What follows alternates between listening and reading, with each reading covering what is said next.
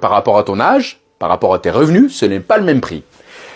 Si tu veux influencer sur le taux de liquidation qui est plafonné à 50%, on a vu dans l'autre vidéo que si tu n'avais pas le nombre de trimestres, tu avais ce qu'on appelle une décote. Tout comme tu peux avoir une surcote.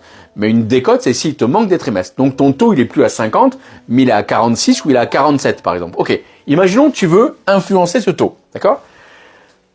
Tu vas pouvoir donc effectivement améliorer ce taux. Pas de souci, c'est pas très cher. On va regarder effectivement des exemples concrets tout à l'heure et ça permet tout simplement d'ajuster la décote. Autre possibilité, tu as la possibilité d'influencer sur le taux, mais également sur la durée, c'est-à-dire sur le nombre de trimestres que tu vas racheter. Là, ça améliore le taux de retraite, ça améliore le nombre de trimestres, c'est plus cher bien évidemment, mais ça permet d'augmenter ta pension de retraite. N'oublions pas que l'action que tu as là, d'accord, en l'occurrence, quand tu vas payer, tu vas sortir ton carnet de chèques, tu vas racheter les trimestres, ça a une incidence sur les 15, les 20 prochaines années de ta retraite.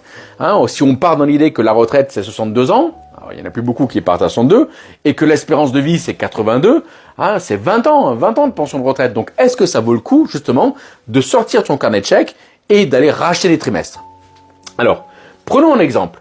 Julie, 25 ans, 30 000 euros de revenus à l'année, d'accord? Si elle veut influencer sur le taux seul, ça va lui coûter 1219 euros.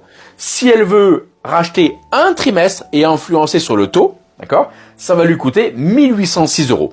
Si on prend un autre exemple, Pierre, 55 ans, qui a 48 000 euros de revenus. S'il veut influencer sur le taux, ça va lui coûter 3 973 euros pour un trimestre. S'il veut influencer sur le taux plus racheter un trimestre, ça va lui coûter 5 888. Allez sur le site l'inforetraite.fr, vous mettez votre âge, vous mettrez vos revenus et vous allez voir les simulations, c'est super intéressant. N'oublions pas un élément, c'est qu'en fait, quand tu rachètes un trimestre, l'État, pour t'inciter à le faire, d'accord, t'offre une réduction d'impôt. Si tu es sur une tranche d'impôt à 30%, d'accord, il y a 4 tranches d'impôt, 11, 30, 41, 45. Si tu es sur la tranche à 30%, tu as 30% de 5 888 euros en réduction d'impôt. Il ne faut pas oublier de le déclarer, d'accord, pour avoir droit à cette réduction d'impôt. Je le disais tout à l'heure, ouvrons le débat par rapport à la réforme. Est-ce que, selon toi, justement, on peut aller jusqu'à 64, 65, 66, 67 ans, comme le font les Allemands, comme le font les Japonais, et ainsi de suite, du fait justement que notre état de santé s'améliore, ou est-ce qu'au contraire, on doit prendre en considération la pénibilité, ainsi de suite. Mets-moi en commentaire, ça permet justement d'échanger, d'ouvrir le débat par rapport à la communauté.